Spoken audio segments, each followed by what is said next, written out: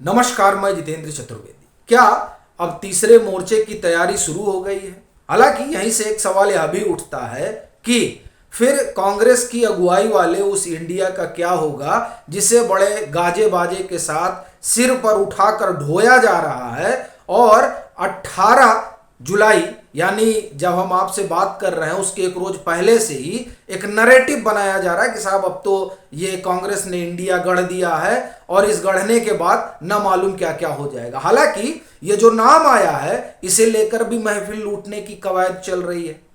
कोई कह रहा है ये राहुल गांधी का आइडिया है। हालांकि अगर राहुल गांधी का आइडिया है तो माना जा सकता है कि हाँ, इस आइडिया से कम भाजपा की राह तो आसान हो गई। फिर कुछ लोग कह रहे हैं नहीं, ये ममता बनर्जी का प्रस्ताव है। जो भी हो, लेकिन एक बात में सबकी राय जो है वो तकरीबन एक ही तरीके की है, वो ये कि नीतीश कुमार को इस नाम से ऐतराज रहा। और मुझे लगता है कि हर कोई जो पॉलिटिकल आदमी होगा वो थोड़ा चौंकेगा कि ये किसी राजनीतिक गठबंधन का नाम इस तरीके का हो सकता है क्या। फिलहाल जो भी हो, लेकिन एक चर्चा तो बहुत तेज चल पड़ी है, वो ये कि अब तीसरा मोर्चा आकार लेने की तरफ बढ़ रहा है। तो सवाल ये है कि आखिर ऐसी कौन सी वजह आ गई, ऐसा कौन सा आसमान टूट पड़ा बेंगलोर में जिसके बाद तीसरे मोर्चे पर अब बात होने लगी है। चूंकि पहले तो कहा जा रहा था नहीं, तीसरे मोर्चे कोई जरूरत ही नहीं है, तो अब ये जरूरत क्यों आन पड़ी, ये बड़ा सवाल है। और जब इस सवाल को आप देखें तो दो तीन कारण तो सीधे नजर आते हैं। एक तो नीतीश कुमार की नाराजगी ही दिखाई दे रही। हालांकि जदयू के जो राष्ट्रीय अध्यक्ष हैं ललन सिंह, उनका बयान आ गया है। वो कह रहे हैं कि सूत्रधार कभी नाराज नहीं हुआ करते हैं। लेकिन अब बड़ा सवाल यह है कि अचानक जो प्रेस कॉन्फ्रेंस होनी थी सभी दलों की, उसमें ना रहना, और जब पटना पहुंचना तो वहां मीडिया से मुखातिब ना होना, खामोशी रहना। जबकि पटना में तो ऐसा हुआ नहीं था। पटना में तो प्रेस कॉन्फ्रेंस में भी थे और फिर मीडिया से खूब बात भी हुई थी। लेकिन यहां मीडिया से भी बात ना करना उस रोज जब आप जा रहे हो, और उस प्रेस कॉन्फ्रेंस में भी मौजूद ना होना, तो सवाल उठाता है।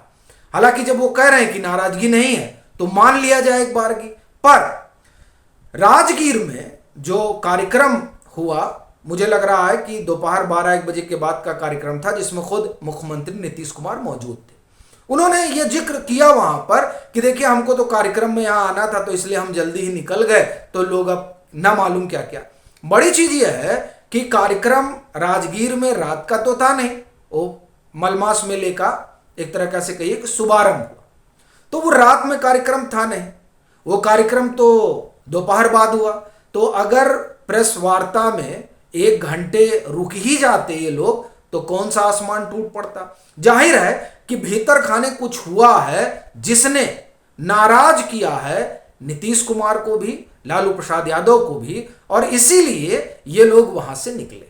अब चर्चा उसमें कई तरीके की है, संयोजक वाली भी है, फिर वहां जिस तरह से होर्डिंग पोस्टर है उसकी भी है। चूंकि जब 23 जून को पटना में बैठक हुई थी तो नीतीश कुमार ने इस बात का पूरा ख्याल रखा था कि कोई भी ऐसा होर्डिंग और पोस्टर न लगे जिसकी वजह से एक गलत संदेश जाए। इस कारण उन्होंने जदयू को हिदायत दे रखी थी अपनी पार्टी को कि कुछ भी ऐसा आप होर्डिंग पोस्टर मत लगाइएगा। और वहां जिस तरह के होर्डिंग पोस्टर लगे वो आप जान ही रहे हैं। तो एक ये कारण है। और फिर संयोजक में भी अब कई नाम है, जिसमें ममता बनर्जी और अरविंद केजरीवाल की भी चर्चा है। जो भी हो, लेकिन यह चर्चा बड़ी आम है कि नीतीश कुमार, और चूंकि नीतीश कुमार नाराज है तो लालू प्रसाद यादव नाराज होंगे। वह इसलिए भी चूंकि तेजस्वी के लिए जो उनको संभावना दिखाई दे रही है उस पर तो फौरी तौर पर यह लग रहा है कि अभी फुल स्टॉप लगा हुआ है। चूंकि अब संयोजक कौन होगा यह तय होगा जब मुंबई में बैठक होगी, और मुंबई में बैठक संभवतः मानसून सेशन के बाद ही होगी, तब तक न मालूम क्या क्या हो जाए। तो एक तो यह कारण है नाराजगी। दूसरा, ऐसा नहीं है कि इन्हीं की नाराजगी की चर्चा है। चर्चा यह भी है कि जब सीताराम येचुरी बोलने आते हैं तब वो एक बात कहते हैं कि देखिए, जो सेकुलर पार्टियां हैं ना, उनका भाजपा से मुकाबला है देश भर में, लेकिन टीएमसी से जो है उनका मुकाबला है पश्चिम बंगाल में। अब लीजिए, यानी पश्चिम बंगाल में भाजपा से मुकाबला नहीं है, टीएमसी से मुकाबला है। अब ये गठबंधन की बड़ी कील है कि ऐसे कैसे बात आगे बढ़ पाएगी, ये भी एक बड़ी चीज इसमें दिखाई दे रही है। तीसरी चीज ये इसमें सीटों वाला जो मसला है वह भी एक बड़ा मुद्दा बनने जा रहा है। इस तरह की चर्चा चल पड़ी है, क्योंकि जो खबर है वो खबर ये है कि इनकी तरफ से कहा जा रहा है, कांग्रेस की तरफ से, और ये खबर की है दैनिक भास्कर ने, कि ये लोग 370 सीटों पर चुनाव लड़ेंगे, यानी कांग्रेस लड़ेगी। और गठबंधन के लिए शायद कहा जा रहा है कि 158 सीटें जो है, 173 सीटें सहयोगी दलों के लिए छोड़ी जाएंगी। अब ये अपने आप में बड़ी चीज है कि सीधे तौर पर तो 150 सीटें हैं, जिस पर 158 है संभवतः, जिस पे भाजपा और कांग्रेस आमने सामने होगी। देखिए 2024 के लोकसभा चुनाव में 370 सीटों पर ही अपने कैंडिडेट उतारेगी कांग्रेस। कुल 343 सीटों से बाकी 173 सीटों पर सहयोगी दलों को समर्थन दे सकती है। मतलब कांग्रेस लोकसभा में 370 सीटों पर अपने कैंडिडेट उतारेगी। अब ये बड़ी जो है अलग स्थिति बन गई है। तो एक ये कारण नजर आता है। तीसरा, जो अगर आपको ख्याल हो तो एक कोशिश हुई थी जब फतेहाबाद में एक सभा हुई थी, और उस सभा के जरिए ये संकेत और संदेश देने की कोशिश हुई थी कि कम से कम जनता परिवार को तो एकजुट किया जाए।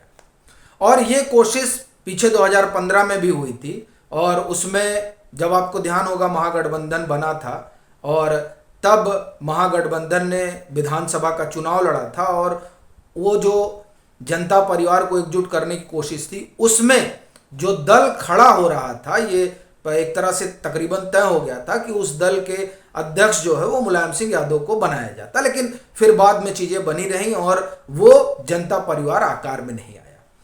तो अब जिस तरह की चर्चा चल रही है उसमें आप देखें कि दोनों तरफ के गठबंधनों की, यानी एनडीए की भी हुई और कांग्रेस ने जो बुलाया उसकी हुई। तो उसमें जो 2-3 दल नहीं आए, उसमें एक ओम प्रकाश चौटाला का दल नहीं आया। फिर बसपा ने तो कह ही दिया है कि वो किसी भी गठबंधन में नहीं जाएंगे, यानी ना भाजपा की अगुवाई वाले ना कांग्रेस की अगुवाई वाले। तो क्या ये जो तीसरा मोर्चा बनेगा उसमें वो जा सकती हैं। फिर आप देखिए जैसे और तमाम जो दल हैं उसमें आप देखें कि केसीआर का भी अपना है, फिर बीजू जनता दल और वाईएसआर कांग्रेस, ये तमाम तो है ही हैं। तो क्या इनको लेकर कोई एक अलग गठजोड़ बनाने की कवायद शुरू होगी? देखिए ये सवाल इसलिए भी पैदा हुआ है क्योंकि अगर आपको ख्याल हो तो जब शीतकालीन सत्र चल रहा था उस दरमियान एक खबर आई थी, और वो खबर दरअसल वरिष्ठ पत्रकार नीरजा चौधरी ने की थी। उन्होंने इंडियन एक्सप्रेस में बजाबते लिखा था कि जो योजना चल रही है उस योजना में यह भी है कि अगर कांग्रेस कुछ इधर उधर जाती है तो जनता परिवार भी बनाने की कोशिश होगी, और फिर यह होगा कि सब लोग अपना एक बार देख लें और फिर बाद के दिनों में तय होगा। अब जिस तरह की परिस्थितियां हैं उन परिस्थितियों में तो कम से कम यही चर्चा सबसे आगे चल रही है। अब ये तो देखने वाली बात रहेगी कि तीसरा मोर्चा बनेगा या नहीं बनेगा। वैसे कई दल हैं जो इन दोनों गठबंधनों से बाहर है, तो उससे एक संभावना तो ये उभरी, और खास तौर से लालू प्रसाद यादव और नीतीश कुमार, और फिर उसमें वाम की जो अपनी अपनी भूमिका है, उसने भी इस तरह की चर्चा को बल दिया है। अब ये देखने वाली बात रहेगी कि होगा क्या, मगर राजनीति है तो संभावनाएं हैं। अब ये संभावनाएं किस करवट बैठेंगी ये तो भविष्य के गर्भ में है। लेकिन एक बात तो तय है कि कांग्रेस की अगुवाई वाली जो ये इन्होंने इंडिया गढ़ा है, इसकी राहें जो है बड़ी मुश्किल है। अभी के लिए फिलहाल इतना ही। अगर आप मतांतर से नहीं जुड़े हैं तो जुड़ें, वीडियो को लाइक करें और खूब शेयर करें।